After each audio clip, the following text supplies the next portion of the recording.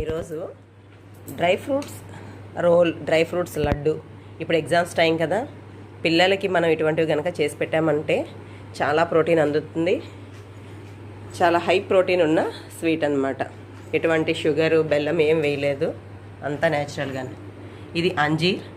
నేను ప్రతి ఐటెంను కూడాను లో ఫ్లేమ్లో ఫ్రై చేసుకున్నాను. కాజు, వైట్ కిస్మిస్, సన్ఫ్లవర్ సీడ్స్, పాంప్కిన్ సీడ్స్, బ్లాక్ కిస్మిస్, బాదం, పిస్తా,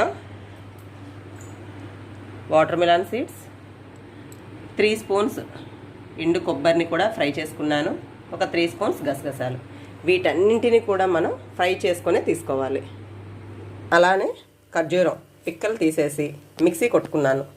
మిక్సీ చేసినాక కాస్త నెయ్యి వేసి ఈ విధంగా ఫ్రై చేస్తున్నాను అన్నమాట.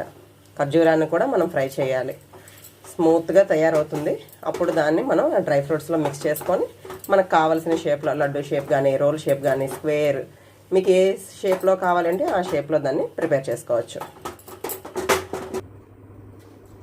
ఇప్పుడు ఒక పళ్ళెం తీసుకొని మనం ఆల్రెడీ ఫ్రై చేసుకున్న అన్నింటినీ కూడా పళ్ళెంలో వేసుకోవాలి.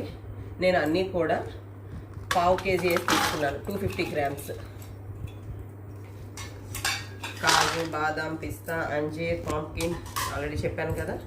ఇంకా మీకు ఇంకేమైనా కావాలంటే యాడ్ చేసుకోవచ్చు. పూల్ మక్కన ఇటువంటివన్నీ కూడాను. వాల్నట్ కూడా యాడ్ చేయొచ్చు. బట్ మా పాప ఏమో వద్దనేసింది, నేను నానబెట్టి తింటాను అన్నది.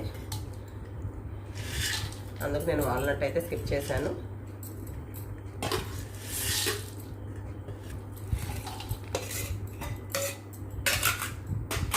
అలానే ఎండు కొబ్బరి పౌడర్.